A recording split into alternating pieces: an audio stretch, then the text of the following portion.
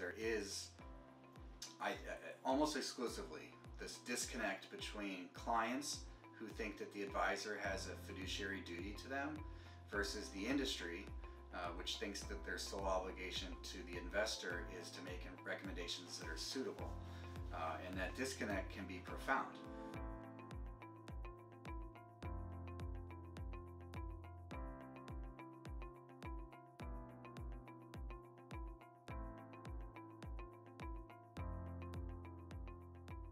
We represent investors in claims against their brokerage firms throughout the country. It's FINRA Arbitration, which most clients don't know when they sign up for a brokerage account, but buried in the fine print is going to be an arbitration provision that says that you forego your rights to sue them in court, and instead, if you have a dispute, you're required to bring that dispute through FINRA Arbitration, and that's exclusively what we do, our FINRA cases.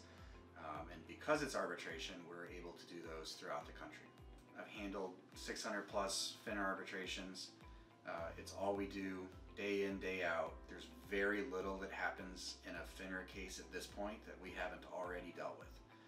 Regardless of what motion the brokerage firm might file or what discovery requests they may ask, like the vast majority of the time, we're ready to respond to that because we've already done it.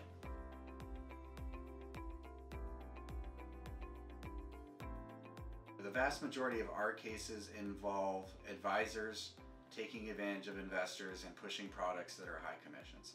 Unfortunately, what that often involves is a sales pitch that this investment is either safe or provides income, and the investors that are most susceptible to that pitch are typically retired investors who no longer are deriving an income from their job, and so they're looking for their retirement nest egg to provide income for them while they live in retirement.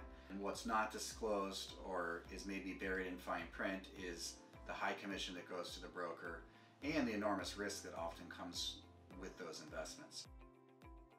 What sets us apart is just that familiarity that we have in the industry and that reputation that we've built up after having done 600 plus FINRA arbitrations. You know, I think we do a good job of evaluating cases, but I also think by doing that, by filing good cases and being effective at presenting cases, persuasive in front of arbitrators, you know, all of those things add up to sort of forcing the industry to want to have to settle with you because they understand that if they don't settle, that you're going to do a good job at the hearing, and then they're very well going to lose.